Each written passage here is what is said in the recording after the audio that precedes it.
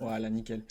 Oui, nouvelle semaine de D1, on est content là, le foot féminin reprend, nouvelle semaine de D1, cette semaine équipe de France. On en finit plus, la saison repart fort là. Ouais, ça repart très bien. C'était une belle première journée. Bah, on va pouvoir en discuter. Mais alors déjà, en plus, il y a les Bleus aussi en même temps. Parce que c'est un peu la particularité, c'est qu'on est content d'avoir retrouvé la D1, mais elle repart direct en sélection là. Donc c'est un peu une ambiance particulière. Mais franchement, moi, on va voir un petit peu, vous, dans le chat, ce que vous en avez pensé de cette première journée. Mais il y avait vraiment des bons matchs. Il y a eu des beaux scores, des beaux buts. Donc des belles parades aussi. Donc vraiment, ça fait du bien de retrouver la D1. Ouais, non, mais carrément, je pense qu'on l'attendait tous, le retour des matchs de compète. On était aussi à la Emos French Cup il y a quelques semaines avec Footeuse, mais la compétition, ça nous manquait. Il n'y a pas eu forcément de surprise ce week-end, en tout cas en D1, je pense, mais c'était des matchs vraiment intéressants et effectivement une fenêtre internationale juste derrière avec la toute nouvelle Ligue des Nations. Donc, il y a tout pour nous plaire, je pense, et j'ai hâte de voir les matchs internationaux aussi. On va peut-être se regarder les résultats et se regarder le top but ou les résumés. Peut-être les résumés, ça va aller, ça va Ouais, aller, c'est 2 minutes à peu ça près va par aller match. rapidement. Je pense parce que maintenant ils sont dispo. En plus, on va voir du coup, on va pouvoir parler un peu peut-être de la diffusion parce que les buts du coup ont été récupérés sur le live, les lives officiels des matchs. Deux matchs ont été retransmis sur Canal et le reste a été retransmis sur FFF TV. Donc on va commencer par Le Havre-Lyon justement. Cosmoron, tu en parlais. Melchi et Ada qui n'étaient pas présentes pour ce match. Je crois même avoir entendu que Melchi allait louper le rassemblement des grenadières de Haïti à cause de sa blessure. Donc Bah, j'ai envie de dire, enfin moi c'est mon avis personnel, mais j'ai envie de dire c'est pas plus mal parce que, oh, pardon, parce qu'on en avait parlé un petit peu déjà l'année dernière avec Reims, où en fait c'était quand même assez compliqué de gérer aussi ces temps internationaux pour elle parce elle revenait souvent un peu blessée. Et là, parce que bah, elle est très importante à Haïti, hein, donc en fait même si elle n'est pas à 100% ou quoi que ce soit, ils ont envie de la faire jouer. Et c'est vrai que Reims l'a retrouvée souvent un petit peu gênée physiquement, pas blessée mais gênée. Et là, savoir qu'elle n'était pas forcément à 100%, ça aurait pu être dangereux en sortie de Coupe du Monde, la remettre en sélection. Alors, c'est pas plus mal, je trouve qu'elle ait un peu de repos. Moi, je suis assez contente de cette décision, même si, bien sûr, en tant que joueuse, je pense qu'elle avait qu'une envie, c'était d'y aller. Mais je pense que c'est une bonne décision pour sa santé, elle reste quand même jeune. ouais, alors que du coup j'ai mis le résumé, là on voit le but de Jenny Le Sommer, cette superbe reprise de volée. On voit que les réflexes d'attaquante sont présents. J'ai vu qu'elle Il disait y a que la Suisse c'était... pour marquer en premier aussi. Tu disais, Jérôme? C'est déjà la Coupe du Monde, ça fait plusieurs compétitions que c'est la première à marquer. Et bah là, c'est pareil pour Lyon. Elle a vraiment le chic pour être la première hein, à chaque fois. C'est vrai qu'elle est souvent la première à marquer dans les compétitions. Vous avez pu voir ce match? Qu'est-ce que vous en avez pensé, vous, de cette rencontre entre un favori et Le Havre qui avait fait une belle saison, mais on n'a pas trop non plus pour cette nouvelle saison, on sait pas trop sur quoi se baser, quoi. Bah, ça va être difficile. Bah, je peux commencer. J'ai vu le match effectivement en replay. Je l'ai pas vu en live, mais je l'ai vu en replay. Et c'est vrai que c'est un peu la difficulté qu'on peut noter aussi pour le Havre. Ça va être difficile. L'année dernière, elles ont fait une bonne saison. Elles ont surpris en début de saison. Et puis finalement, elles ont réussi à surfer dessus et à faire une bonne saison. Là, c'est particulier parce qu'elles commencent contre l'Olympique Lyonnais. Je pense qu'on avait vu tous les statistiques avant le match. Lyon, ça fait 17 saisons qu'elles perdent pas leur premier match. Elles enchaînent un nombre incalculable de buts avec énormément de 7-0, 8-0, 9-0, 10-0 dans les premières rencontres. Donc au final, le Havre s'en sort bien. Après, Laetitia Philippe a fait beaucoup de parades aussi. Le score aurait pu être un peu plus salé. Le Havre aurait pu marquer un ou deux buts aussi sur des occasions. Donc, je trouve que ça a été un beau match. Ça a été un match où le Havre a montré de bonnes choses. Je pense qu'il y a du positif à ressortir de ce match-là. Maintenant, Lyon avait aussi des choses à montrer que voilà, elles sont pas seulement armées pour la D1, elles sont armées maintenant pour aller reconquérir ce titre qu'elle connaissait si bien, qui était la Ligue des Champions. Donc ça passe aussi par là. Il faut qu'elle marque, il faut que les attaquantes se sentent en confiance, il faut qu'elles n'encaissent pas de but. Donc pour moi, elles l'ont très bien fait et c'est une bonne entrée en matière. Je crois que Sonia Bonpastor était très, très positive en sortie du match et elle a totalement raison de l'être. C'est vrai qu'on avait vu cette équipe lyonnaise face au PSG. Alors elles avaient gagné, certes, mais on avait vu beaucoup de difficultés dans le jeu. On avait d'ailleurs parlé avec Sonia Bonpastor en fin de match. Elle disait que le jeu de Lyon n'était pas tout à fait rodé. Là, on a vu quand même des belles actions collectives, que ce soit le premier sur l'action de Jenny Le Sommer, un beau centre. Puis à chaque fois, ça passe bien sur les côtés. Il y a du monde dans la surface. Hein. Là, on voit il y a trois joueuses dans la surface sur cette action-là. Et c'est même Lindsay Oran qui s'est projetée. On a vu aussi le but de Vanessa Gilles et de Daniel Van de Donk. Donc ça fait aussi plaisir de voir cette équipe lyonnaise de plus en plus efficace et de plus en plus rodée. Jérôme, toi, tu les vois vraiment imbattables cette année avec leur recrutement. On avait un peu parlé avec Nat lors du premier live. Tu parlais de la présence dans la surface, je pense qu'effectivement c'est important, et puis de la diversité aussi. Côté lyonnais, on vient de le dire, Vanessa Gilles buteuse, Daniel Van de Donk, c'est vraiment des buteuses diversifiées. Euh, Parmi les choses que je retiens du match, c'est aussi je sais pas si c'est un crochet, en tout cas le déboulé de Wendy Renard et le centre derrière.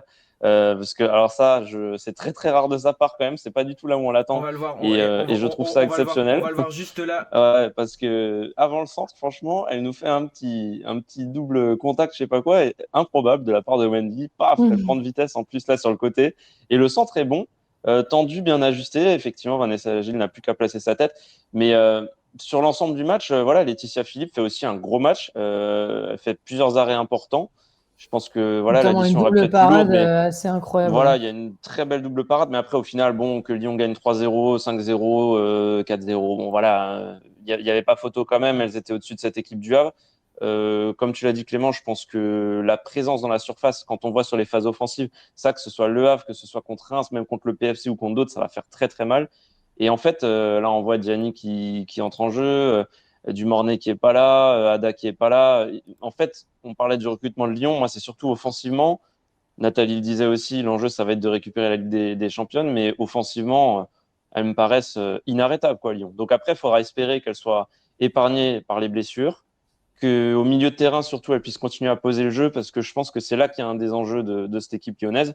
Mais sinon, sur le championnat, ouais, à mon avis, elles vont être très, très difficiles à aller chercher. Et là, elles sont déjà en jambes, après le Trophée des Championnes, après leurs amicaux de cet été, elles sont déjà bien, bien en jambes. Ouais, puis on parle beaucoup de l'attaque, mais enfin, on en a parlé un petit peu avec Clément, la défense à Lyon, et ça y est, enfin, Vanessa Gilles, on en a parlé l'année dernière, a été une recrue qui a été tellement importante et elle a apporté tellement, surtout quand Wendy Renard était un peu moins performante défensivement. Elle a beaucoup sauvé Lyon en fin de match sur des buts à la dernière minute l'année dernière, mais c'est vrai qu'on l'a trouvée moins impactante dans le jeu. Et Vanessa Gilles a vraiment apporté ça. Et là, en fait, Wendy Renard, elle revient parfaitement bien. Elle fait une bonne Coupe du Monde. Et on la sent très, très bien. Et ce duo, il est impressionnant. Et il y a le retour d'Mbok qui fait beaucoup de bien dans la tête de tout le monde. Donc, enfin, là, ça va être un casse-tête d'ailleurs pas possible parce que Sonia Bonpastor l'a fait rentrer sur le côté aussi au Trophée des Championnes ou quoi que ce soit. Donc, il va avoir. En fait, elles ont un vrai banc. Donc, comme tu dis à Jérôme, on espère du fond du cœur qu'elles ne vont pas être gênées par les blessures. Mais j'ai envie de dire, comparé à l'année dernière, même si là, elles ont des blessures, en fait, elles ont un effectif qui est énorme. Qui est énorme. Et voilà, la seule effectivement petite interrogation qui peut être faite aussi, c'est que je trouve que Carpenter est un peu moins performante ces derniers temps. Donc, il faut faire attention à ses errances un petit peu défensives, même si c'est une joueuse qui apporte énormément offensivement, ça c'est très important dans le jeu de l'Olympique Lyonnais. Et après, au milieu de terrain, effectivement, on a pu le voir au Trophée des Championnes contre le Paris Saint-Germain, où le Paris Saint-Germain avait vraiment réussi à maîtriser le milieu de terrain de l'Olympique Lyonnais pendant quelques minutes. Donc, c'est là-dessus où peut-être qu'elles ont justement des axes d'amélioration, et heureusement qu'elles en ont, parce qu'on n'est qu'à la première journée. Mais c'est sûr que l'effectif de l'Olympique Lyonnais, il est impressionnant, et on ne parle même pas d'Endler dans les buts. Enfin, voilà, et c'est pour moi Lyon, c'est une formalité d'aller gagner la D1 maintenant. Alors, gagner la Ouais, D1, non, maintenant, parce qu'il y a les playoffs. il va falloir voir avec le nouveau format des playoffs, ça Voilà. sera plus Il va sur avoir, toute la il, saison. il va avoir les playoffs, mais c'est vrai que pour moi, elle joue tous les titres en fait. Il faut aller chercher la Coupe de France, il faut aller chercher le championnat, il faut aller chercher la Ligue des Champions. Elles veulent tout gagner et elles ont été armées pour ça. Et voilà, donc je leur souhaite. En tout cas, j'espère que ça ira loin et qu'elles continueront à performer. Et D'ailleurs, Cascarino qui reviendra. Cosmo, on parlait d'un but de Diani. Jérôme, tu disais, elle était titulaire. Là, on la voit sur le banc parce Ouais. elle était sortie. Oui, oui. Elle était sortie, mais c'est vrai que c'est peut-être ce qu'il manque maintenant à Lyon pour lancer cette saison. C'est un but de Kadidiatou Diani et je pense que ça sera parfait. Donc, ouais, gros succès de Lyon qui assume un peu son rôle de favoris de ce championnat avec le recrutement qu'ils ont fait, leur posture, et aussi parce que c'est les championnes en titre. Donc il va falloir qu'elles assurent et qu'elles tiennent leur rang. On va enchaîner direct parce que du coup ça c'était vendredi. Il y a eu un autre gros succès le lendemain, c'est le succès du Paris FC. Alors on avait quitté le Paris FC sur Un une exploit victoire face à incroyable. Arsenal. Là, c'était le retour aux affaires André Arkema face à un autre adversaire qui joue en rouge aussi parfois, mais c'est plus Lille que Arsenal. Et c'était un match pas facile parce qu'il fallait pas tomber dans le piège, pas se relâcher après la Ligue des Champions, qui leur a quand même, je pense, puisé pas mal d'énergie. Il y a eu le voyage en Suède, il y a eu la double confrontation. Merci pour ton follow, Gomiad. Merci, bienvenue dans la famille footeuse, bienvenue sur la chaîne du foot féminin. Donc voilà, c'était un autre enjeu pour le Paris FC. Elles sont aussi assurées, on va le voir. Ouais, Mais elles ont eu un nombre énorme. Bah, Jérôme, tu me disais ça justement juste avant qu'on commence le live. Elles ont eu un nombre d'occasions assez incroyables. De toute façon, l'année dernière, offensivement, le Paris FC, c'était des monstres, je trouvais, parce que toutes étaient performantes. Là, elles ont réussi à se renforcer intelligemment. Toutes les joueuses sont encore performantes, que ce soit Clara Matteo, Mathilde Bourdieu, Gaëtane Tiné, voilà, elles sont une Jeanne nouvelle fois Barre. performantes. Voilà, et en fait, ça a été, voilà, c'est magnifique l'enchaînement Parce que là, des. c'est les 10 premières minutes. Là, hein. Ouais, Là, c'est ouais, juste les 10 premières c'est. minutes. Hein. Et je pense que c'était peut-être le match le plus déséquilibré de cette première journée. Parce qu'effectivement, il faudra voir aussi sur la durée. Là, je pense que Lille n'était pas encore au niveau, surtout de ce PFC-là. Hein. C'est pas possible. Ouais. Là. C'est impossible de les suivre. On voit la vitesse des attaquantes. Tout allait trop vite. Donc, on verra dans quelques semaines aussi, face aux autres équipes de la D1, ce que fera ce PFC et ce que feront ces Lilloises. Mais là, c'est ouais, trop là, c'est facile. Très magnifique joli le, but. le, le Mais. but, le but de Clara Matteo Ouais. sur Ouais, ouais, la, ouais. la Par combinaison. contre, elle en a raté une belle, Clara Matteo. Après, je crois que c'est en Ouais. deuxième mi-temps. Mais il y a aussi des vrais ratés. Donc elles étaient bien trop au-dessus de cette équipe lilloise, les Parisiennes. Ouais, et Mais puis bah, c'est chouette pour elles. les échos que j'ai pu avoir des personnes qui étaient dans les gradins sur ce match-là, c'était qu'en fait, Lille, au bout de 40 minutes, les filles étaient déjà en train de chercher leur Mm. poumon, quoi. Enfin, en fait, elles ont tellement couru, l'intensité, comme tu l'as dit, l'intensité, je pense que bah, il y a tout simplement une équipe qui est déjà dans une intensité où en fait, elles viennent d'affronter Arsenal et c'est à double tranchant. Soit tu te perds et tu te perds dans la victoire et tu te reconcentres pas sur ton match, soit tu restes concentré, tu restes dans un rythme et en fait tu viens de jouer le demi-finaliste de Ligue des Champions, donc là tu arrives contre le promu, bah normalement tu es prêt en fait. Voilà, si tu es sérieux, si tu es vraiment, enfin, t'es prêt pour gagner ce match, tu es prêt pour être très performant. Et voilà, après elles sont en pleine confiance, elles sont en pleine confiance. Ribadera aussi est dans une confiance assez incroyable.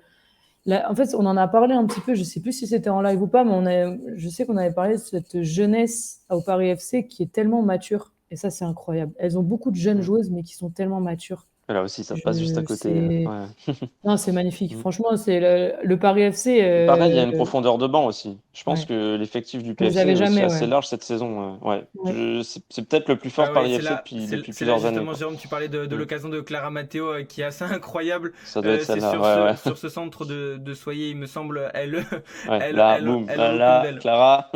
Et justement, que ce moment, tu disais Matteo, la même avec les Bleus, et c'est intéressant parce qu'on en a souvent Ouais. parlé de Clara Matteo en équipe de France, et encore là avec la liste. On voit une Clara Matteo complètement différente au Paris FC qu'en équipe de France.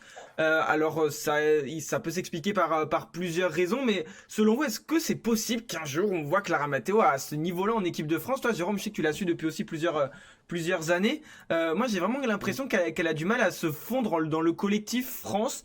C'était peut-être un peu mieux sous Corinne Diacre que sous Hervé Renard. On va dire qu'elle est quand même passée à côté de sa Coupe du Monde. Elle n'a pas réussi à vraiment mettre tout ce qu'elle sait techniquement et physiquement sur le terrain. Est-ce que tu penses que là en Ligue des Nations elle peut ou même au JO on l'espère, mais avoir vraiment la même Clara Matteo qu'on voit là, les enchaînements techniques, les frappes, enfin c'est des choses qu'on voit pas forcément en bleu. Bon, c'est vrai que c'est une joueuse très, très offensive et que personnellement j'aime beaucoup depuis un moment, c'est vrai. Comme tu le soulignes, elle n'a pas le même ratio, on va dire, en sélection et en club. Est-ce qu'elle a beaucoup plus de liberté en club? Je ne sais pas, mais en tout cas, c'est vrai que en sélection, pour l'instant, on a l'impression qu'elle n'exploite pas son plein potentiel. Elle est capable de mieux. Je pense que c'est faisable. Ça va dépendre aussi de tellement de paramètres. On verra dans les mois à venir si on a une Katoto qui revient à la pointe de l'attaque, si voilà le 11 tricolore change un petit peu. aujourd'hui au milieu de terrain des Bleus, ou si jamais elle est aussi un peu excentrée sur une aile, elle est pas complètement à l'aise. On a l'impression comme si elle devait passer derrière Gaillero quelque part ou rester devant Toletti ailleurs. Mais on a l'impression qu'elle se fait pas autant plaisir qu'en club peut-être. Mais oui, Clara Matteo, moi je suis persuadé qu'elle est capable d'y arriver aussi en sélection. Je n'ai pas de doute là-dessus. Je pense que ça peut le faire. Moi, je trouve qu'en sélection, elle a tendance à beaucoup plus redescendre pour défendre, effectivement, Mm. épauler un peu plus le milieu de terrain. Alors que au Paris FC, ça, c'est peut-être une question, ça serait peut-être un thème qu'il faudra aborder peut-être plus avec Sandrine Soubeyran un jour si on a l'occasion. Parce que je trouve que Sandrine Soubeyran l'utilise dans un contexte beaucoup plus offensif et elle n'a pas forcément à devoir autant défendre. Mais par contre, je pense que moi, la grosse différence, après, c'est mon ressenti, c'est que la Clara Matteo qu'on voit au Paris FC, elle est en pleine confiance, en fait. Elle est dans une routine, une habitude qu'elle gère très bien, qu'elle connaît, et elle est à l'aise avec ses coéquipières, avec ce maillot, avec ce club, avec toutes les conditions. Et malgré tout, c'est difficile de porter le maillot des Bleus. Il y a de l'attente. Elle a elle-même, je pense, envie de performer. Je pense elle est en recherche encore de cette performance qui va la faire évoluer, la faire se libérer, en fait. Pour l'instant, je pense qu'elle n'a pas eu ce déclic. Et aujourd'hui, elle n'a pas le même statut. Au PFC, c'est une grande leader. C'est une leader technique. C'est une leader dans le groupe aussi. Pourtant, c'est une fille qui a l'air d'être réservée. Mais voilà, elle a un statut qui est mis, elle est tout le temps titulaire. Enfin, voilà, elle a un statut très important par la coach. Elle n'a pas du tout ce statut-là en bleu. Il faut qu'elle performe sur les 10, 15, 20 minutes qu'on va lui donner. Et ça doit lui mettre une certaine pression qu'elle a encore aujourd'hui, malheureusement, du mal à gérer. Ouais, c'est vrai C'est qu'elle dommage parce elle est que. loin d'avoir le même statut, mais c'est vrai que chaque week-end, on voit ce qu'elle est capable de faire avec le Paris FC et techniquement, c'est quand même incroyable. En parlant du Paris FC, parce que bon, sur le match, on a vite fait le tour. Jérôme, t'as bien résumé, il n'y avait pas photo entre les deux équipes. On parlera peut-être plus de Lille sur d'autres matchs où elles vont plus montrer. Là, c'est vrai que c'était Ouais. compliqué. Cosmorion nous dit, et oui, parce qu'on en a parlé lors du live la semaine dernière, Mathilde Bourdieu, le cas Mathilde Bourdieu, ça va peut-être devenir en équipe de France. Je sais pas si vous pensez aussi à ça. Le cas un peu gênant. Vous savez, le cas qu'on n'aime pas parler aux sélectionneurs, qu'on a peur de demander parce que la question n'a pas été évoquée lors de la première conférence de presse parce qu'il y avait beaucoup de questions sur le retour des Bleus après Coupe du Monde. Peu de questions sur les joueuses, à part une question sur Dufour. On pourra juste en parler parce que c'est aussi une chose du Paris FC. Mais est-ce que le cas Bourdieu, ça commence à être problématique qu'elle ne soit pas en équipe de France? Parce que on voit justement que elle marque chaque week-end, que ce soit en Ligue des Champions, elle a marqué un doublé face à Arsenal. Là, elle marque encore, elle est décisive, elle a 20 000 occasions. Et en équipe de France, on se dit, bah, si Eugénie Le Sommer est blessée, on n'a plus personne en pointe. Alors tu en parlais, Jérôme, il y a Marie-Antoinette Katoto qui a repris le chemin de l'entraînement. On a compris, selon Hervé Renard, que Katoto devrait être dans le prochain rassemblement de l'équipe de France. Mais est-ce que pour vous, Mathilde Bourdieu, elle a une chance? Elle a dit là récemment, du coup à Canal dimanche soir, qu'elle n'était pas forcément déçue. Mais moi, je serais elle, je ferais tout pour avoir une autre nationalité que française. Au bout d'un moment, je vois pas comment elle peut faire plus en fait. Bah, je pense que Mathilde Bourdieu, c'est un soldat, en fait. Elle est là, elle va bosser. Et c'est pour ça que sa réponse, j'ai vu sa réponse en direct et elle parle super bien d'ailleurs. Bon, je pense qu'elle s'attendait à ce que la question soit posée aussi. Mais elle répond très bien, elle le prend avec beaucoup de recul. Euh, et sa réponse, qu'il dit, bah, il faut que je continue à bosser. Et bien sûr, c'est un rêve, c'est pas une obsession dans sa tête, mais bien sûr que c'est un objectif, c'est un rêve. Mais voilà, elle continue à travailler. Ça, c'est sa réponse. Et elle a raison de réfléchir comme ça. Et elle le prouve tous les week-ends. Je pense que c'est une bosseuse. Et voilà. Et c'est pour ça qu'elle est Mais nous, on performante. peut Enfin, être faut pas oublier frustrés. qu'elle a été. On peut être frustrés, nous. Faut pas oublier qu'elle a été absente des terrains pendant de nombreux mois, suite aux ligaments croisés aussi. On ne savait pas dans quel état elle allait revenir après ses croisés.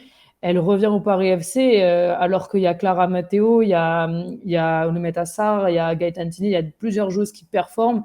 Elle revient et elle s'impose dans cette équipe.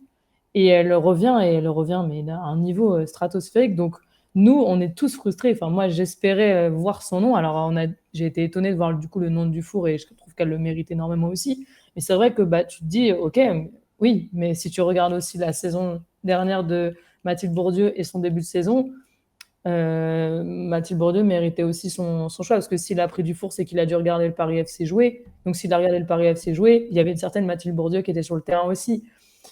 Et je pense que, enfin, j'espère pas, mais j'ai l'impression que tant que Jenny Le Sommer sera dans les Bleus, il va estimer que c'est le même profil et il attend tellement du retour de Katoto qu'il estime ne pas en avoir besoin. Alors que pour moi, Mathilde Bourdieu n'a pas du tout le même profil de jeu que Jenny Le Sommer. Elle peut aller chercher de la profondeur, que Jenny Le Sommer est beaucoup plus en retrait et pour des déviations. Donc j'ai l'impression que ça correspond pas à son profil. Malheureusement, le fait qu'il la sélectionne pas, parce que ça peut pas être une histoire de performance, mais c'est une grosse question et je suis étonnée que personne l'ait posée à la conférence de presse.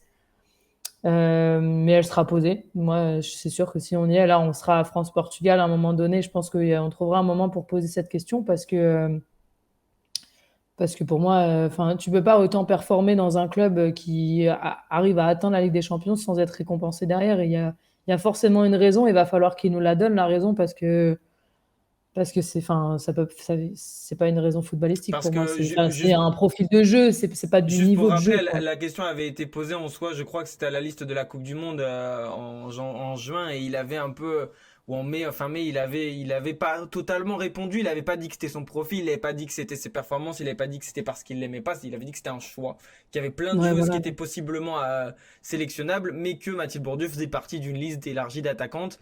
Mais là, du coup, on a vu que, Julie Dufour, pardon, a été sélectionnée et c'est un peu alors c'est très bien, moi aussi je suis très content parce elle avait montré de très belles choses à Bordeaux. Là elle en montre de très jolies aussi lors de ses premiers matchs, mais ça vient un peu aussi contredire ce qu'il dit sur Bourdieu, ou ce qu'on peut penser de pourquoi il sélectionne pas Mathilde Bourdieu, parce que Mathilde Bourdieu, comme tu disais, elle a quand même prouvé là depuis plusieurs mois, ça fait quand même 8 mois qu'elle performait sur la saison dernière. Là elle repart très fort. Julie Dufour, quand même, à Bordeaux, ça a été compliqué la saison dernière. Alors, même si elle faisait partie des joueuses qui survolaient un peu le reste de l'effectif, là, elle commence très bien au Paris FC. Mais voilà, c'est une jeune joueuse qui a plein d'avenir et qui potentiellement va s'imposer en équipe de France. C'est fort probable. Mais en même temps, là, on n'a pas de garantie sur le fait qu'elle puisse être là dans les grandes compétitions. C'est pas une joueuse qui a des valeurs sûres. Jérôme, toi, Bourdieu, Dufour, les choix de Renard sur ces joueuses du Paris FC.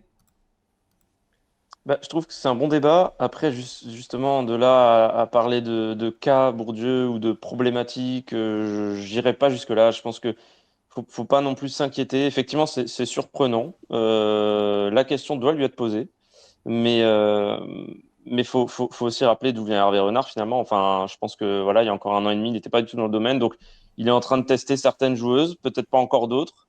Je pense que l'heure de Mathilde viendra quand même. Et après, c'est un poste aussi qui est quand même très, très particulier. Il a vraiment fait confiance à pas mal de joueuses qui étaient déjà dans la place depuis longtemps sur l'ensemble de ses listes depuis qu'il est arrivé à la sélection Hervé Renard. Le poste de buteuse, d'attaquante, de numéro 9, tout ce qu'on veut. On se souvient qu'une Valérie Gauvin a mis vraiment beaucoup de temps à prendre cette place et elle s'y est complètement imposée et elle a complètement disparu. Marie-Antoinette Katoto, on se souvient qu'en 2019, elle n'était pas appelée à la Coupe du Monde, c'était le drame, on comprenait pas. Finalement, elle est devenue complètement incontournable derrière. Bourdieu, elle peut complètement suivre la même trajectoire. Enfin, pour l'instant, moi, je suis pas inquiet. En fait, si on regarde les filles qui sont à ce poste-là, même en sélection, elles ont aussi mis des fois beaucoup de temps finalement à gratter une place. Donc on verra. J'espère que Ouais, son heure c'est viendra. sûr que Mais bon. C'est sûr que Mm. là où tu as raison, Jérôme, c'est qu'en plus, faut pas oublier, c'est vrai qu'on a tendance aussi peut-être à l'oublier parce que Dufour, Katoto, elles nous paraissent être cette nouvelle génération, mais Mathilde Bourdieu a grandi très vite, elle a que 24 ans. Mhm. Donc c'est sûr Et qu'effectivement, encore une fois, même si la mm, rappelle dans 1 an, 2 ans, 3 ans, elle sera dans ses plus belles mm. années, normalement, ses plus beaux âges dans le football. Donc c'est sûr, mais moi, je doute pas, mais j'espère. En fait, c'est la frustration, comme tu l'as dit Clément. En fait, on est frustré parce qu'on a le sentiment que quelqu'un qui performe depuis autant de temps, autant de mois, mérite d'être récompensé. Et autant avant le mondial, c'est compliqué parce qu'il découvre, enfin, il arrive là, on lui dit il y a un mondial dans 1 mois et demi, il faut que ton équipe soit prête, tu te débrouilles. Enfin, dans 2 mois et demi, quoi. Donc c'est un peu compliqué. Là, il a plus le temps, entre guillemets, de préparer un mondial, surtout qu'il a bien précisé qu'il préparait les JO et que la Ligue des Nations n'était pas l'objectif. Donc, c'est frustrant de se dire qu'elle n'est pas récompensée à ce moment-là, mais bien sûr, il y a tellement de choses qui pourraient être prises, voilà, C'est vrai. Et mais avec, c'est on frustrant. verra avec les choix de Katoto. Justement, Laïla est d'accord avec toi. Laïla qui dit c'était l'occasion de la tester. Je ne comprends pas. C'est plus voilà, sur le timing. Là, on a des matchs. Et comme tu le disais très bien, on a très bien compris que Hervé Renard, la Ligue des Nations, c'est pas sa priorité en termes de trophée. Non. Je pense qu'il serait très content de la gagner. Mais voilà, c'est plus pour préparer les JO et avoir des matchs de haut niveau. Et pour ça, la Ligue des Nations va être très bien.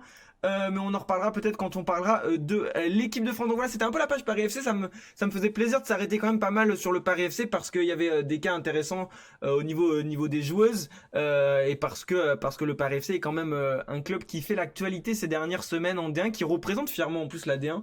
Je pense que les Ouais, c'est bien. supporters d'Arsenal maintenant savent placer le Paris FC sur une carte. Ça fait plaisir. Franchement, si on pouvait avoir ça plus souvent, c'est cool. C'est pas dur de placer Paris sur une carte quand Non, même, je non, non. pense. Non, mais ils avaient l'air perdus. Non, Ils je avaient rigole. l'air perdus Ouais, quand ouais. même. Ils avaient l'air Ils perdus avaient, sur Oui, quel c'est club vrai, c'est c'était ils quand vrai. avaient même. l'air perdus, les Et puis Londoniens, là. c'est pas complètement Paris, donc bon. Si on leur dit Orly, je Après, pense. elle joue plus proche de Paris que le PSG, hein. Je C'est dis vrai. ça, je dis rien, C'est mais vrai, c'est vrai. C'est vrai elle joue dans Paris Mais on alors peut que elle joue penser à dans Paris, Juvisy, elle. elle joue plus on souvent. peut Il y avait un repenser autre à gros, l'époque Juvisy. il y avait un autre gros qui jouait les amis ce week-end, c'était Fleury. Fleury, c'est aussi un peu l'interrogation. Elles ont perdu quelques joueuses, mais on était aussi un peu curieux de savoir comment elles allaient réagir un peu cette saison. À quand même l'objectif qui n'a pas été rempli l'année dernière, c'était l'objectif barrage de Ligue des Champions féminine. Elles se sont fait coiffer au poteau par le Paris FC. Donc Inodretit qui est content qu'on parle de Fleury. Nous aussi on est très content de parler de Fleury. Fleury qui a accueilli Guingamp pour cette première journée. Je crois que Moi Nathalie, aussi, je suis content, c'est la famille. je crois que Nathalie, tu étais proche du terrain. Oui. Tu étais très proche du terrain. Donc je vais te donner la parole en première sur ce match. Elle tenait le drapeau D1 là, je crois. Je l'ai vu. Bah, Est-ce que t'as on me assisté voit sur le résumé. est-ce que t'as assisté au meilleur match de la saison entre les deux, tu penses? Non, non, j'ai pas assisté au meilleur match et je pense que si on demande aux coachs, ils n'ont pas assisté au meilleur match non plus. Bah, de Non, non, leur saison, si, c'était le premier. Ouais. Mais c'était pour ça que je te lançais comme ça parce que Je suis taquin, hein, je suis taquin. je sais que t'étais peut-être aussi un peu frustré parce que t'as vu et aussi par la lourde Ouais. défaite du côté de Guingamp parce que 3-1 quand même ça fait mal pour Guingamp qui avait bien fini la saison dernière. Ouais, enfin, en fait, ça a été un match un peu compliqué. Ça a été un match plutôt fermé au début. Alors, beaucoup de déchets techniques, beaucoup de duels très violents dès le début de match et un peu à l'image d'un Fleury qu'on connaît, mais on connaît un Fleury qui techniquement est propre. Léa Le Garec, normalement, elle rate pas ses transversales. Kouassi rate pas ses actions. Techniquement, c'est propre. Et là, c'était difficile. C'était difficile. Il y avait beaucoup d'erreurs techniques, beaucoup de frappes manquées. Donc là, on voit, il y a pas mal d'occasions de Fleury, mais voilà, c'est pas des occasions qu'elles ont l'habitude de manquer. En tout cas, l'année dernière, quand elles étaient vraiment en réussite. Et en fait, pour avoir discuté avec le coach de Guingamp, ancien coach de Rodez, Mathieu Ruffier, en fin de match, en fait, il était très frustré pour son Et équipe. là, Parce on voit le qu'effectivement, on voit premier but, ouais. Guingamp mène au score. Alors, il faut savoir que c'est un peu contre-cours du jeu quand même, mais en fait, elle défendait bien, elle jouait bien, en fait, Guingamp. Elle jouait vraiment, elle défendait vraiment bien. C'était vraiment, parce qu'il y a eu beaucoup de changements aussi à Guingamp, beaucoup de jeunes joueuses, notamment quelques joueuses qui viennent de D2, donc le passage D2, D1, il est compliqué aussi. Donc en fait, elles ont vraiment tenu la baraque et Sieber dans les cages, Marie-Morgane Sieber a fait des parades assez magnifiques aussi. Mais c'est vrai que ils ont joué un Fleury qui n'était pas en réussite.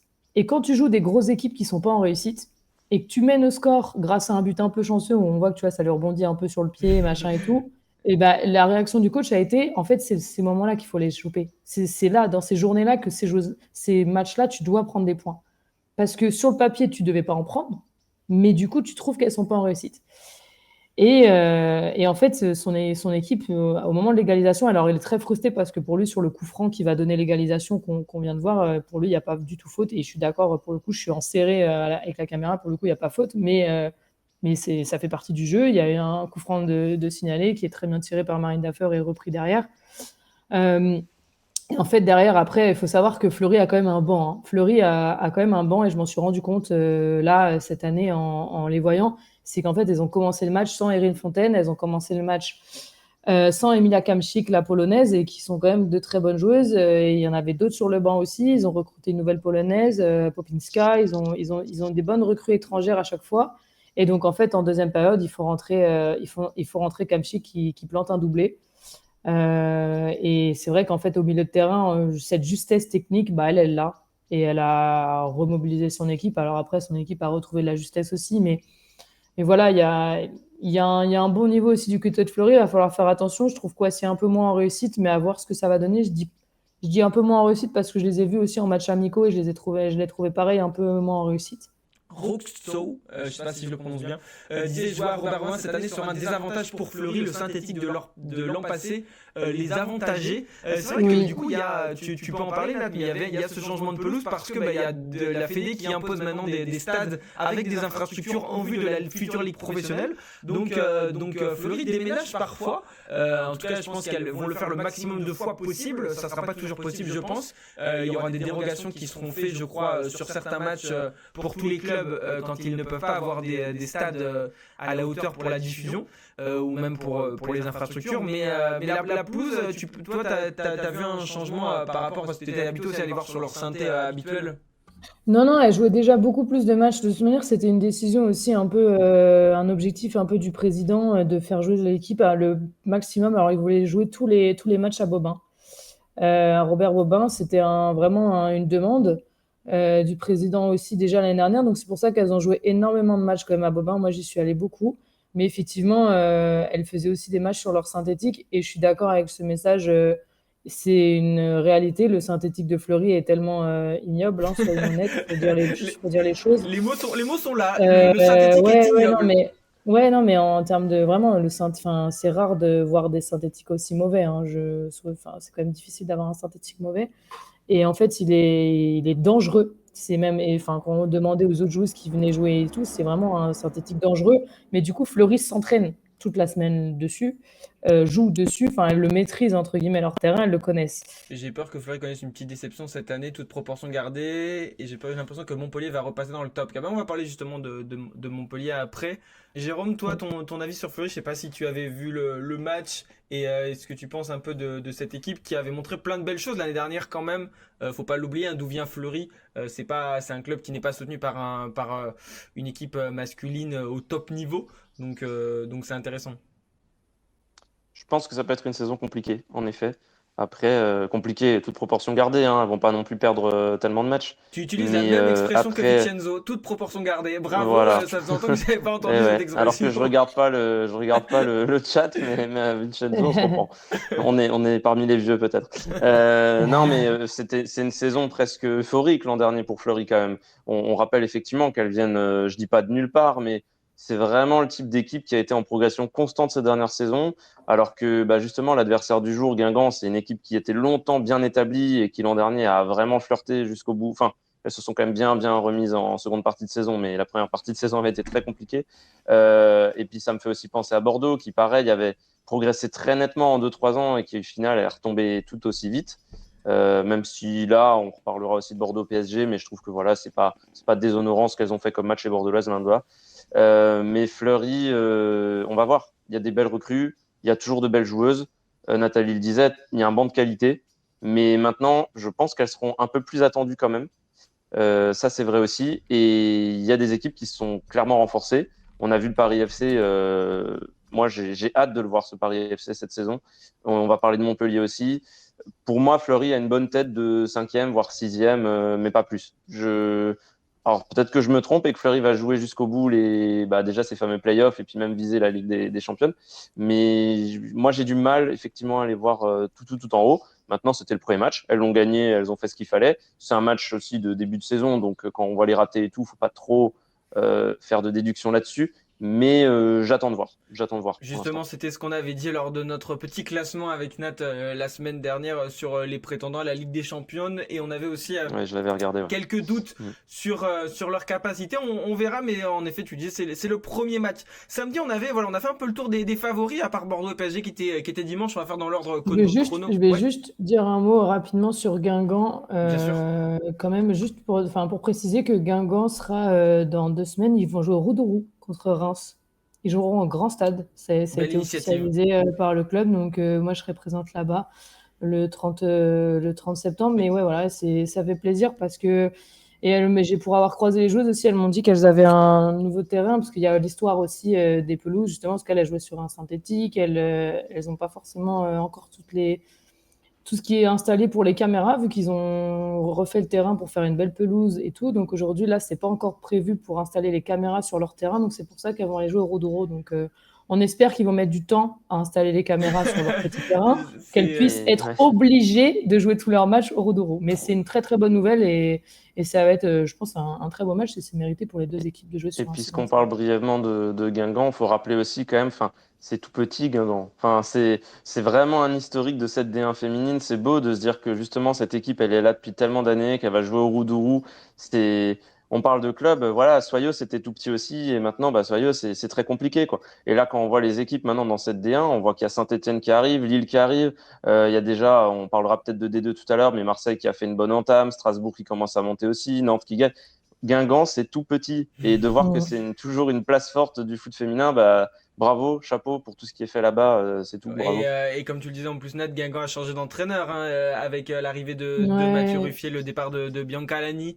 Tout ça, ça leur fait du bien. Je pense que Guingamp, comme on le disait, c'est une équipe qui vit des années compliquées, à toujours se battre pour le maintien depuis plusieurs saisons, mais elles se maintiennent.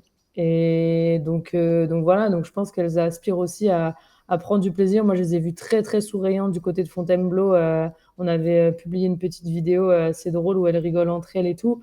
Voilà, et elles étaient encore très souriantes. Bon, en fin de match, elles étaient frustrées, mais il y a quand même des sourires, il y a quand même une bonne ambiance dans cette équipe et ça fait du bien parce que c'est vraiment, ça fait partie comme Dijon, on va pouvoir en parler ou quoi que ce soit, c'est des équipes qui sont vraiment en train de se battre pour le maintien à chaque fois, donc c'est pas facile d'enchaîner les saisons comme ça. Mais vous inquiétez pas, on reparlera de tous les clubs justement parce que c'est aussi l'occasion de dire ce stream que normalement à partir de la semaine prochaine on reprend hein, les formats qu'on avait à partir de la saison dernière et on va être d'ailleurs les seuls à le faire parce que je sais pas si vous savez les amis mais la D1 a arrêté, la FFF a arrêté son émission Twitch où ils invitaient des joueuses malheureusement donc on aura pu cette occasion là de voir les joueuses sur le live de la D1 mais heureusement que Footeuse est encore là donc Ouais. on va très rapidement reprendre nos petites invitations pour parler de chaque club. On va essayer d'avoir tous les clubs de D1, beaucoup de clubs de D2, justement pour s'arrêter plus précisément sur une équipe.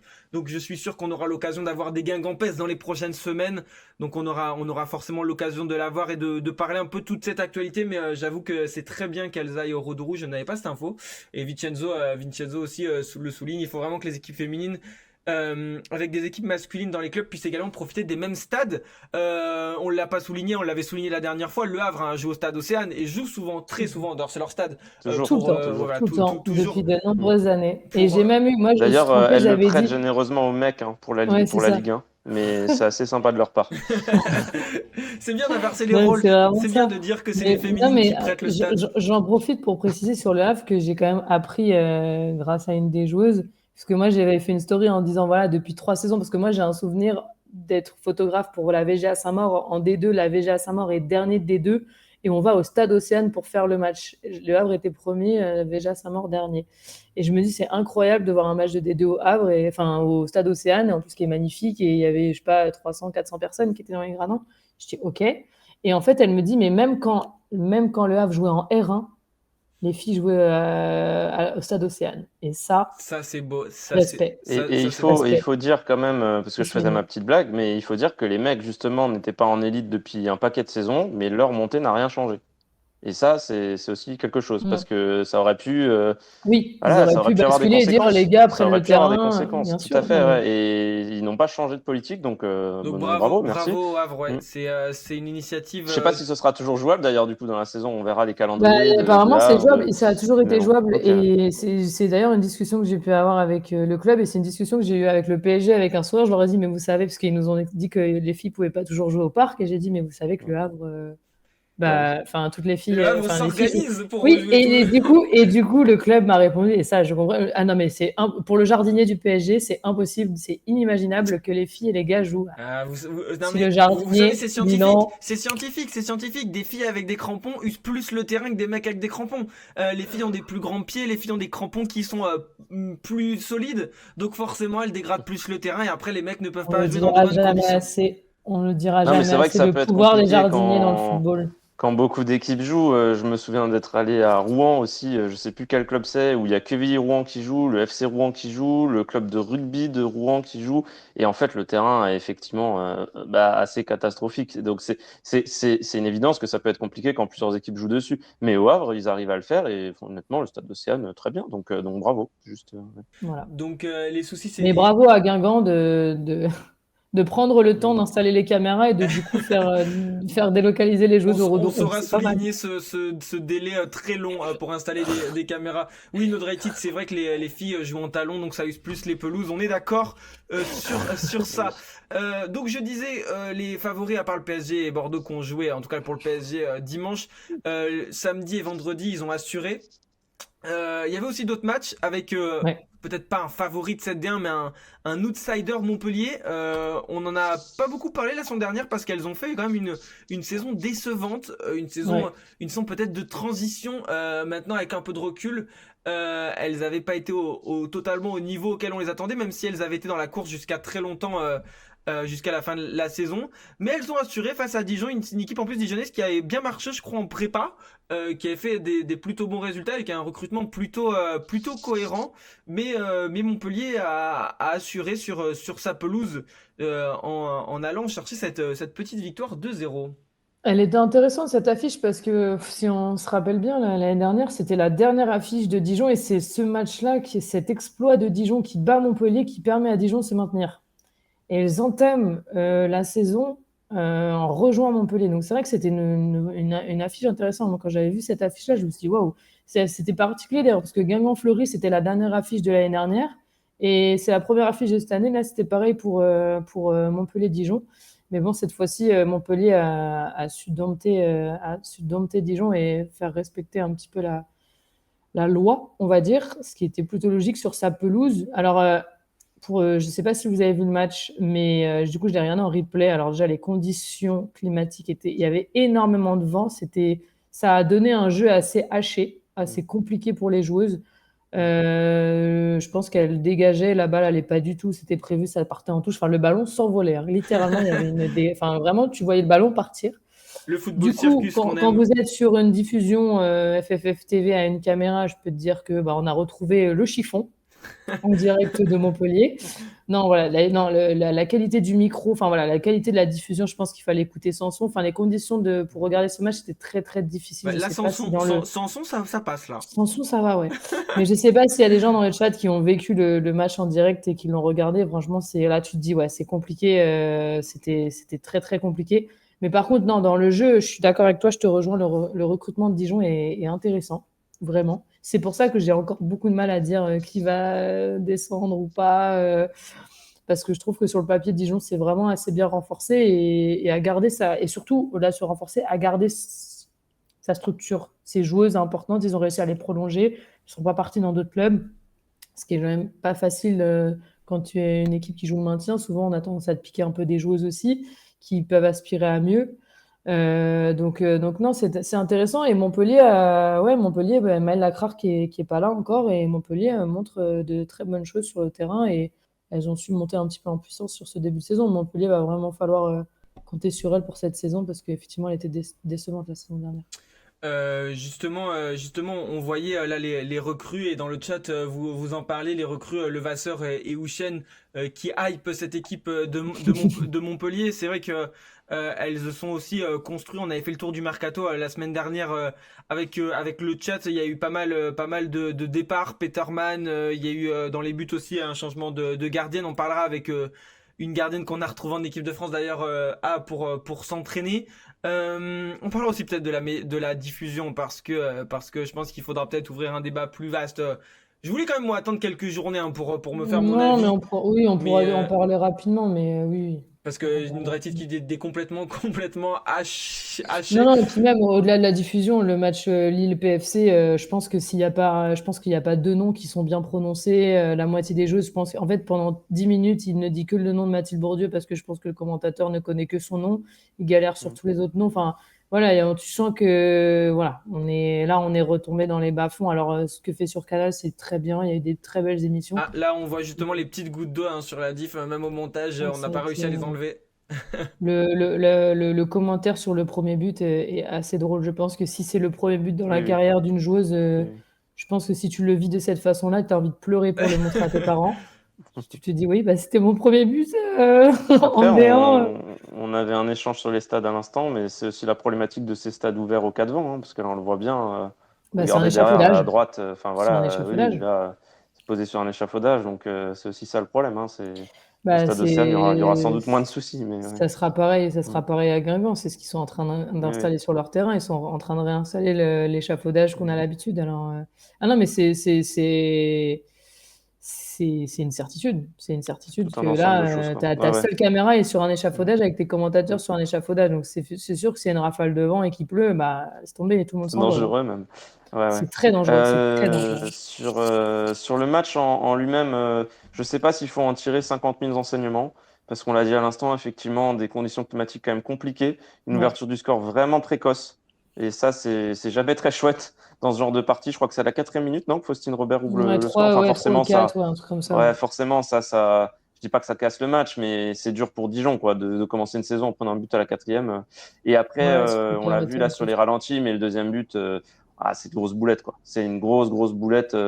Après, Montpellier joue bien le coup, mais il y a une grosse erreur défensive.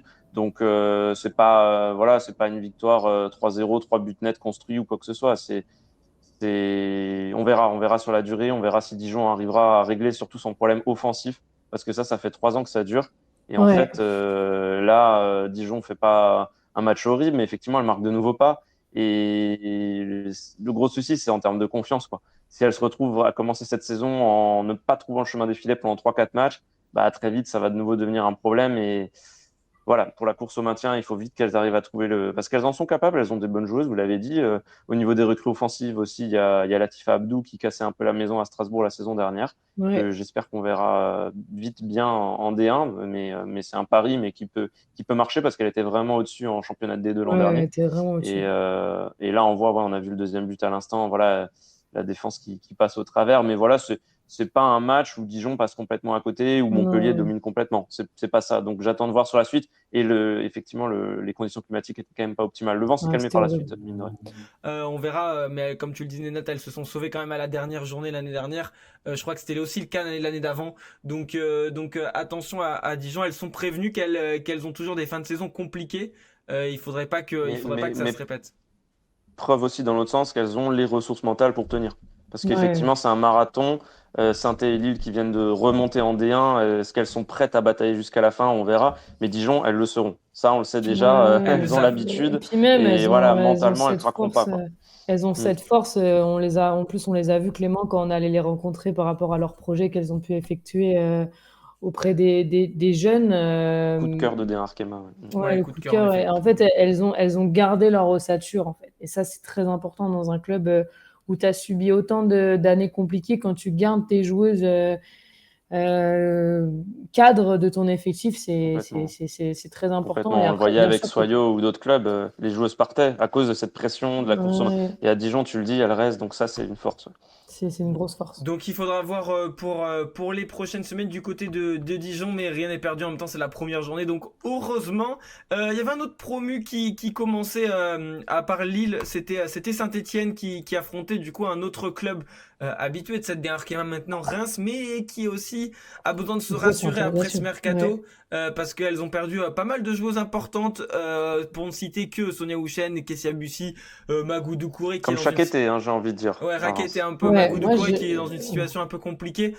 Donc Reims, c'était vraiment pour moi l'interrogation de cette première journée. Après, elle jouait contre Saint-Etienne, donc un club qui monte, mais qui a aussi l'ambition de se maintenir. C'était un beau duel en fait. C'était un beau duel. on vient de le dire avec Dijon, c'est bien de garder ses cadres. Bah, Reims, ils ont fait tout l'inverse. Ils ont perdu tous leurs cadres, mais ils ont cette faculté, Reims, c'est ça, on peut pas se le cacher. Je vais désolé de l'expression, mais c'est un putain de club formateur. C'est un Tu as putain le de. droit, tu as le droit, tu as le C'est droit. Les peut-être le jeunes, numéro 1 en France. Hein. franchement, les Mm. jeunes qu'ils te sortent, c'est de la folie. Elles sont Et puis avec une incroyables coach techniquement. qui est spécialisée là-dedans aussi. Mais oui, Ouais. enfin, franchement, il y Mm. a un travail dans le club là-dessus qui est assez incroyable et c'est pour ça que ça prend en fait et que là aujourd'hui, bah, enfin, ce week-end, Mm.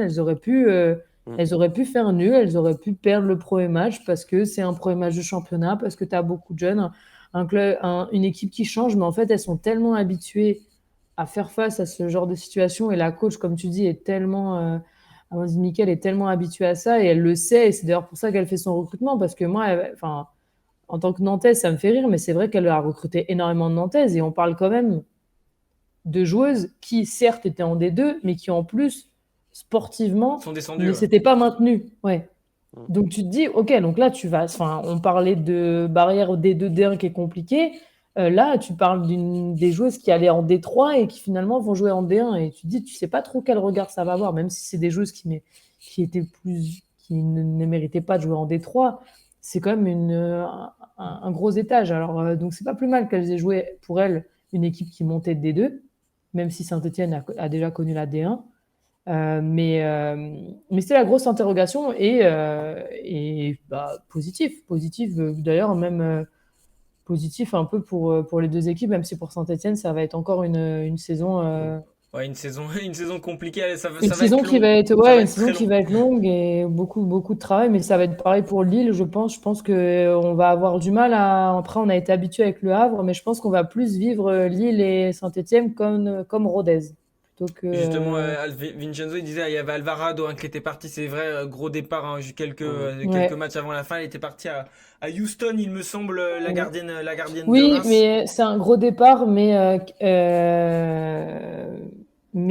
la gardienne derrière, je suis nulle. Je sais plus son nom, qui est polonaise, qui est ancienne nantaise, Kinga, voilà. Et pour le coup, eux, ils avaient deux très bonnes gardiennes.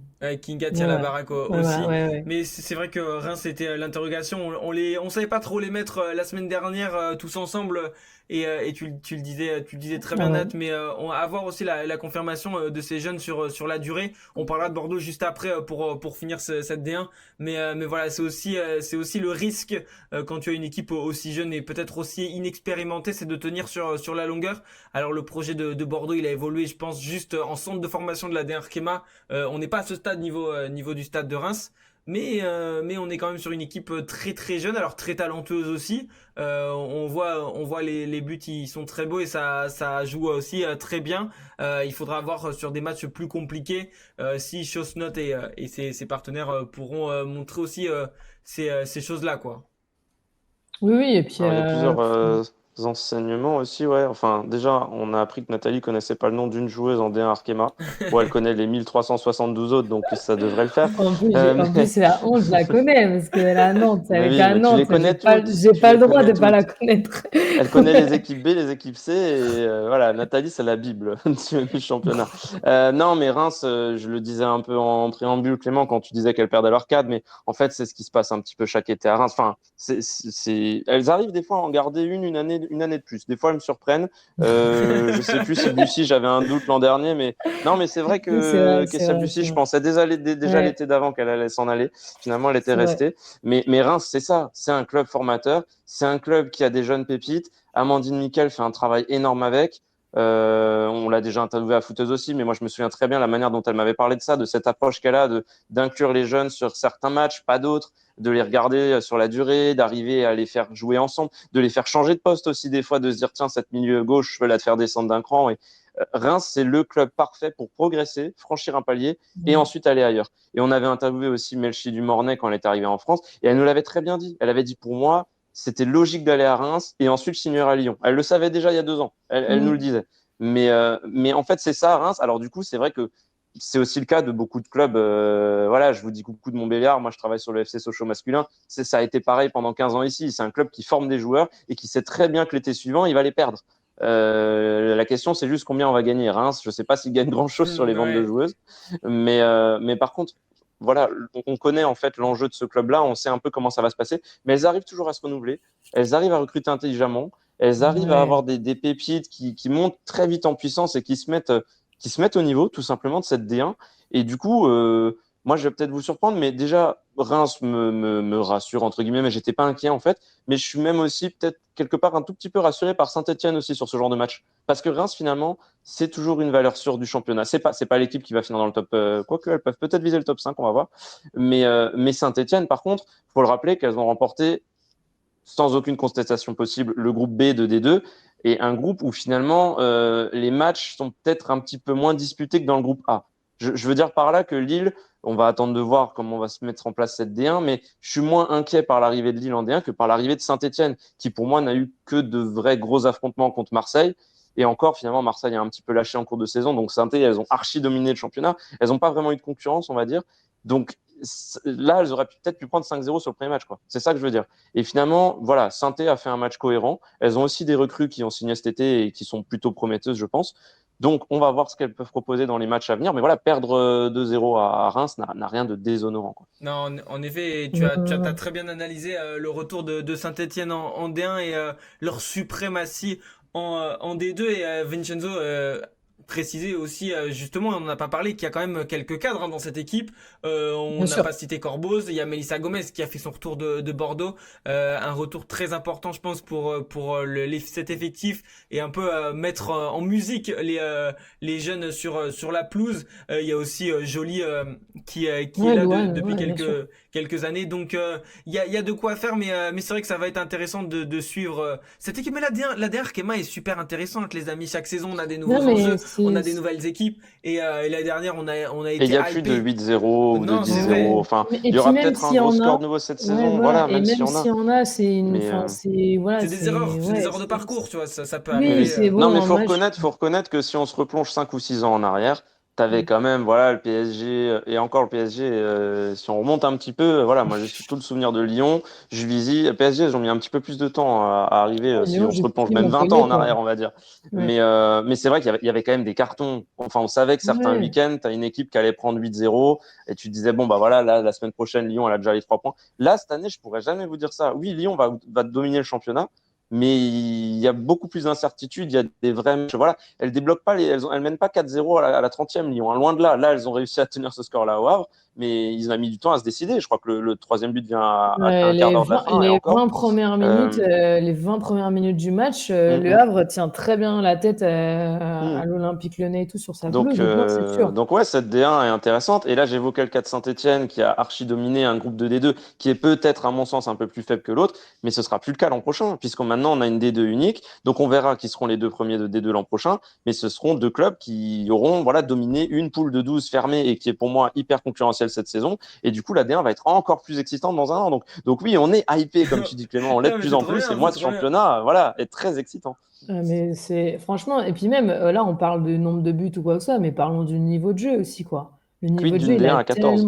il a tellement évolué. Bah, franchement, on va y arriver. De toute Mm. manière, ils sont déjà en train de réfléchir pour faire une Ligue Europa parce qu'il y a déjà beaucoup plus de clubs qui se développent en Europe.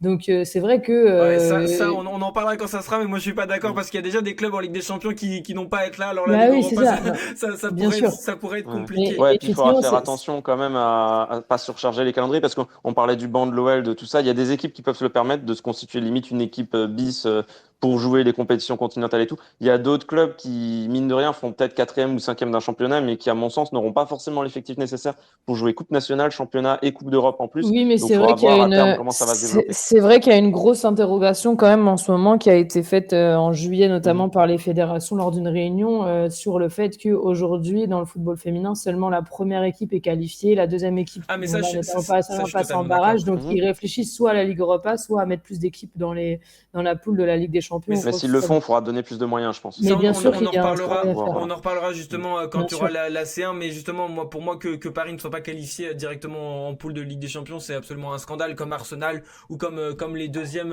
les deuxièmes de chaque championnat européen. Alors c'est vrai, après, ça va peut-être faciliter l'accès aux gros championnats, et c'est un peu la réforme, je crois, qu'ils veulent faire, faciliter enfin, parce que là, ils ont vu que la Juve et Arsenal étaient éliminés, donc ça la fout un peu mal pour le championnat, pour la Ligue des Je Champions pense, ouais. féminine. Bah, dis-toi qu'en plus, avec le PSG Manchester United, tu as une troisième Et qu'il y a équipe, une troisième grosse équipe équipe, qui va être et Paris éliminée FC aussi. Wolfsburg va sûrement être Ouais, Paris éliminé. FC Wolfsburg aussi. Donc, Walsbourg à la trappe, quoi. donc Alexandra Pop. on Nous en enflammons pas. reparlera, ouais, on en reparlera. Mais Non, c'est vrai que on va pas c'est super s'enflammer, t'inquiète pas, intéressant. on va pas s'enflammer. C'est super intéressant parce qu'on voit aussi le foot féminin évoluer.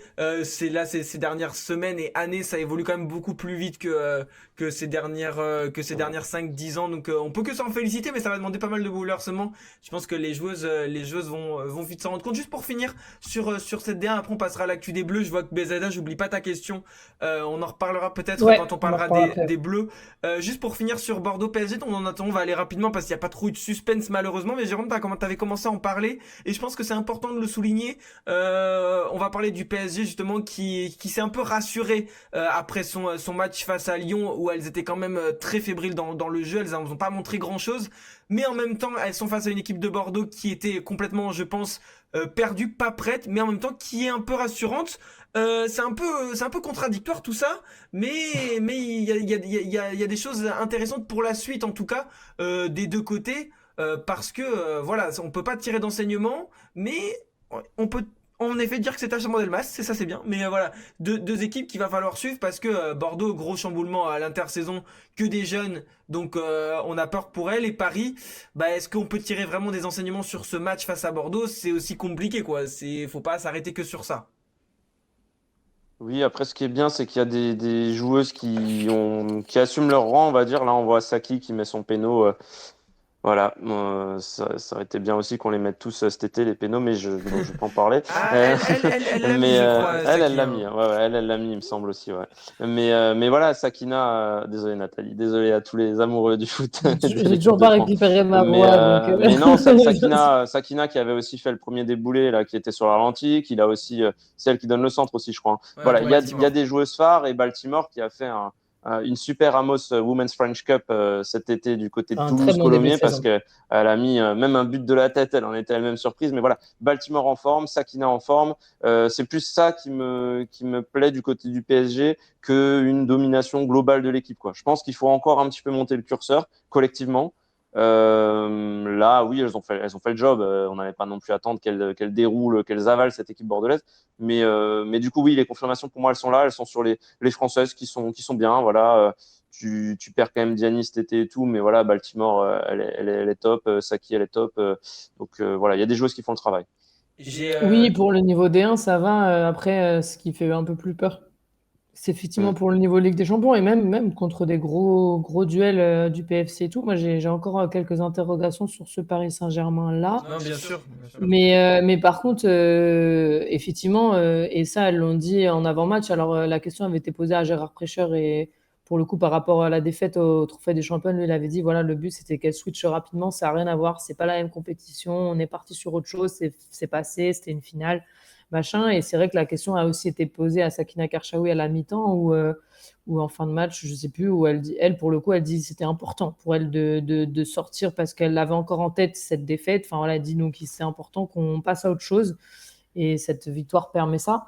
Donc il y a eu ça effectivement pour le PSG. Il ne faut pas oublier qu'elles ont gagné un titre, même si c'est un tournoi amical. Effectivement, on y était à la Amos WSC, un titre qu'elles n'avaient jamais gagné. Donc ça fait toujours aussi du bien de gagner aussi contre des équipes, contre l'AC Milan, contre Liverpool. Puis là, on voit Donc c'est Guerrero qui marque aussi, c'est c'est vraiment une des belle, joueuses c'est une clés, quoi. belle, ouais, voilà, c'est une belle préparation. Après, moi, ce que je retiendrai beaucoup de ce match-là, c'est quand même du côté de Bordeaux, c'est Patrice Lair, en fait. Parce que, en fait, il est très positif avec son groupe. Alors, c'est une personne qu'on entend énormément hurler sur le côté du terrain. D'ailleurs, c'était très drôle le combat prêcheur-Lair sur le bord du terrain. Deux coachs à une voix très grave et très qui porte sur le bord du terrain. Ouais. Ça parlait beaucoup, mais en fait, il est content Et parce on les que voit finalement, justement là, ouais. elles font 0-0 en deuxième période. Et en fait, il est content parce que il sait sur quoi il peut travailler, en fait. C'est incroyable ce qui se passe à Bordeaux parce que c'est pas viable, en fait. Tu dépends des garçons. Tu n'as pas un projet viable, tu sais pas où tu vas et tout. Et il a décidé de rester. Il a décidé de prendre en main ce Et c'est groupe-là. rare pour Les Patrice Lair. cadres, les cadres, mais oui, C'est pas et ce les qu'il a cadres, l'habitude ces dernières années quand il était coach. Ah, mais c'est ça, et les cadres les quelques cadres, dont la gardienne, Leron, qui fait un sacré match aussi. En fait, ces cadres-là ont décidé de rester et portent ce groupe-là. On a vu Lardès qui a pris la parole aussi à la fin du match et qui était fier aussi de ces jeunes-là à propos de ce groupe. Enfin, quelle en fait, joueuse moi, aussi. ce Bordeaux-là aussi me fait plaisir parce que je me dis, écoute, t'es dans un projet qui est tellement pas viable. On le sait, voilà, on le sait que de toute manière, même si là, ils finissent quatrième, si les mecs font de la merde, le club peut disparaître. Donc en soi, t'as pas ton projet, enfin, c'était là. Et ben du coup, ils se sont dit, ok, on va faire travailler les jeunes, on va les faire développer. Le but, c'est que tout le monde s'améliore, se développe et on travaille ensemble et on fait du mieux possible. Et c'est l'insouciance. Et dans ces moments-là, c'est l'insouciance qui peut parler et qui fait qu'elles ont failli marquer aussi. Ouais, elles ont En vrai, failli tu te marquer. dis, voilà, et elles peuvent faire ça pendant la saison, elles peuvent prendre des points, c'est des jeunesses, c'est des petites jeunes qu'on va voir peut-être dans les années, dans les grandes années d'équipe de France, dans les prochaines années. Donc voilà, moi, c'est ce que j'avais envie de retenir de ce match-là, c'est vraiment le côté très positif de Bordeaux qui a conscience de son statut, qui a conscience de où elles sont actuellement et qui vont vraiment, je pense, faire plaisir aussi dans ce championnat-là. Et en soutien à Bordeaux, tu as décidé de mettre le maillot Bien sûr. Et c'est vraiment pour ça que je l'ai mis. J'ai regardé ma garde-robe, j'ai fait, allez, je vais mettre Bordeaux ce soir parce que Il faut les soutenir les c'est Bordelaises positif. en effet parce que Vraiment. il faut trouver du positif parce qu'on sait que la saison va pas être évidente mais comme tu le disais il y a quelques points positifs quand même sur ce match par exemple voilà, le leadership de Lardez à la fin les quelques actions aussi de Tarion qu'on connaît bien et qui vient apporter toute son expérience sur ce genre de rencontre. On voyait aussi durant le résumé côté bordelais sur les buts toutes les choses qu'il y a à travailler. Je crois que l'alignement défensif est quelque chose à travailler parce que on voit que voilà du coup la jeunesse fait un peu défaut sur ce point-là. Elles se sont fait beaucoup prendre dans le dos côté bordelais aussi par la vitesse de Baltimore. Karchaoui ça va plutôt vite. Mais voilà, on voit que quand même il y a un mauvais alignement. Donc voilà, côté bordelais, des motifs d'espoir. Moi j'ai trouvé ça aussi super bien. On l'a souligné quand même au début, mais le redire, le fait qu'elle joue à Chabon. On sait que c'est Oui, pas ça a été facile. dit dans les commentaires aussi, ouais, c'est C'est cool pas ça. c'est pas facile pour Bordeaux de trouver des stades. Le Matmut, on a vu que à part quand elles sont en levée de rideau des mecs ou en baissée de rideau, sinon c'est compliqué. Leur pelouse de Saint-Germain, je crois Saint-Germain, c'est ça, la pelouse de l'équipe féminine, c'est Ouais. c'est aussi compliqué. C'est un stade assez loin qui est pas toujours d'une très bonne qualité. Donc ça fait plaisir de les voir dans ce stade mythique à Bordeaux. Je crois que c'est Vincenzo qui disait que ça le rajeunissait pas. Moi non plus, étant originaire de Bordeaux, j'ai très bien connu ce stade et ça m'a fait vraiment plaisir de voir l'équipe féminine. Alors c'est vrai qu'il n'y a pas non plus énormément de monde. D'ailleurs, on en Oui, c'est parlera. ça que j'avais une question. Et il y avait combien on sait combien, parce que souvent quand c'est dans les stades comme ça, ils mettent Ouais, non, je crois l'affluence, qu'ils ont mais pas, non, ils ils ont ont pas pas mis. communiqué, en tout cas pas Ouais. officiellement, je crois. Mais d'ailleurs, on en reparlera parce que je vois que la colère monte du côté des supporters et de tous les clubs, beaucoup de Lyon parce que bon, c'est quand même la communauté la plus importante de supporters, je pense en France, mais sur les horaires des matchs. Et Ouais. donc on en reparlera sûrement dans les prochains lives ou sur Footeuse, mais sur cet horaire à de 21h. Est-ce que c'est bien Mm. ou pas pour le foot féminin? Moi, je pense pas. Donc Voilà, je lance le débat, mais moi, je pense que c'est pas une bonne horaire pour les supporters du football féminin qui sont des familles. Et Là, on voit en tout cas qu'à Bordeaux, ça n'a pas eu un franc succès. Alors, il y a peut-être plus de monde que d'habitude parce je que me le rends stade pas est plus compte, ouais, c'est ça en accessible. fait. Ouais, ça, je Le, me le rends pas stade est en compte. centre-ville, donc plus accessible. Mais on voit que ça reste quand même une très faible affluence. Alors, au moins, la diffusion était de qualité parce qu'il y avait les infrastructures. Mais voilà, on ouvrira peut-être le débat. Je sais pas si Jérôme, t'as 2 mots à dire sur ça. Vincenzo qui dit que Balouli était intéressant. C'est vrai que Balouli, la joueuse du Milan, qui est prêtée à Bordeaux. Oui, qui a fait l'interview d'ailleurs, et c'est bien que quelqu'un l'ait dit, elle a fait l'interview, c'était très très bien d'ailleurs.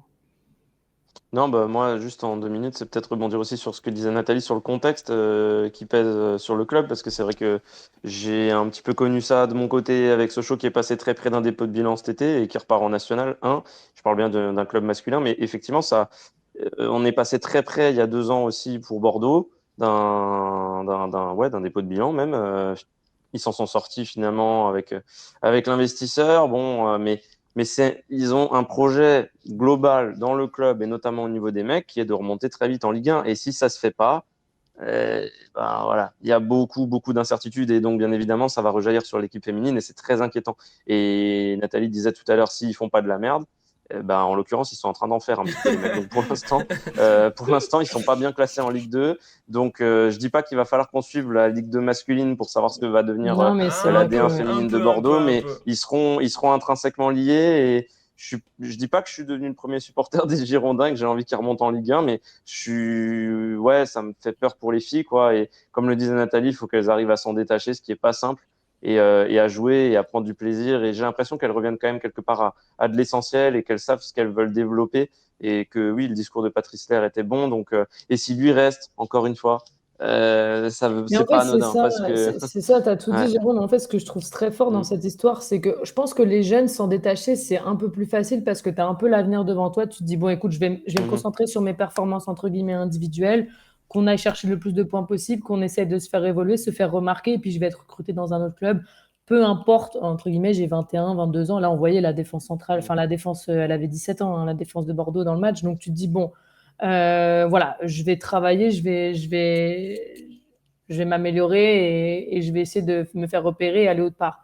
Mais c'est surtout pour les cadres où j'ai un énorme respect, Mm. et du coup, Patrice Lair, pour moi, en fait partie, de dire que, enfin, toi, du coup, tu mets un petit peu en stand-by ta carrière pour te dire, parce que tu sais que tu n'as aucun avenir, entre guillemets, parce que peu importe Mm. l'avenir, tu dépends des garçons. Donc, Et ça peut être donc mentalement terriblement éprouvant, oui, fatigant. Tu et toi, rentres, tu tu te t'en rends dis, compte. T'es pas dans ce mode ouais, de je ouais. vais évoluer individuellement. Toi, tu t'en rends compte de ce qui se passe.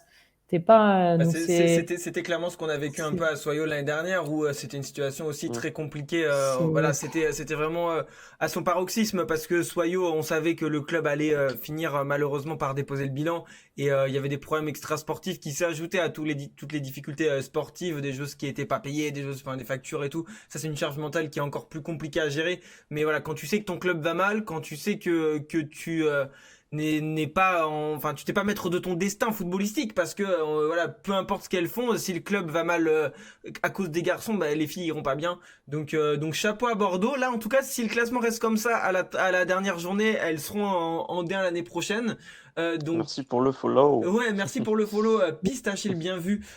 Jérôme, merci d'être le 304e follower de cette chaîne. Ou waouh, la follow, incroyable. ou je sais pas comment dire au féminin, follower, il y a sûrement pas de Faut féminin que ça parce que c'est de continue. l'anglais. Followers, ouais. Followers. Followers. Donc merci, bienvenue sur la chaîne du football féminin. Donc je vous ai mis le classement Juste pour... deux Ouais. secondes sur Clément, sur Bordeaux, parce que du coup, tu prenais l'exemple de Soyo, enfin, qui est effectivement très, très différent aussi, mais qui quelque part se rapprochait sur certains contextes mentaux de voilà, cette pesée de on ne sait pas quelle est l'incertitude économique, tout ça. Bordeaux, faut aussi rappeler qu'il y a 2, 3 ans, voilà, c'est une équipe qui se qualifiait pour la Coupe d'Europe. Donc Nathalie prenait l'exemple des cadres, mais Andrea Lardez, voilà, elle a tout connu, elle a connu de la D2, elle est montée en D1, elle a connu une lutte pour le maintien, elle a connu une course pour l'Europe, finalement, elle a connu des matchs européens. Et là, aujourd'hui, tu te retrouves à effectivement jouer ce genre de rencontre où tu sais que tu as un groupe hyper jeune que tu dois encadrer, qui feront forcément des erreurs, et tu le soulignais bien, Clément, sur l'aspect défensif, ça a dû énerver Andrea aussi. Et mentalement, ouais, bravo, chapeau, c'est fort, c'est dur, et c'est Ouais, impressionnant, quoi. Donc, faut vraiment leur rendre ça, quoi. On Que verra. Soyo, elle savait pendant 10 ans, voilà, elles étaient au fond du trou, mais elles s'en sortaient. Bordeaux, là, elles sont passées voilà, d'un bonheur fou à voilà à une descente pas possible. Donc c'est dur aussi mentalement ça. Lors de la prochaine journée, on verra comment elles arrivent à relever la tête. Elles ont un peu de temps justement parce que il y a déjà la trêve. On va en parler juste avant. Juste avant, on va regarder le classement, même si ça veut strictement rien dire. Les premières journées, le classement. Mais voilà, juste pour confirmer tous les résultats, Lyon, Paris, Paris et Fleury qui l'emportent avec Montpellier et Reims. Et derrière, on a toutes les équipes Il a qui déjà ont une bonne petite tête ce classement quand même. qui ont malheureusement perdu avec des équipes qui ont encaissé beaucoup de buts. Le Havre, Lille, -4, +4 pour le Paris FC Lyon. Ça compte, ça pourra aussi jouer hein, pour les playoffs, pour être en haut ou en bas.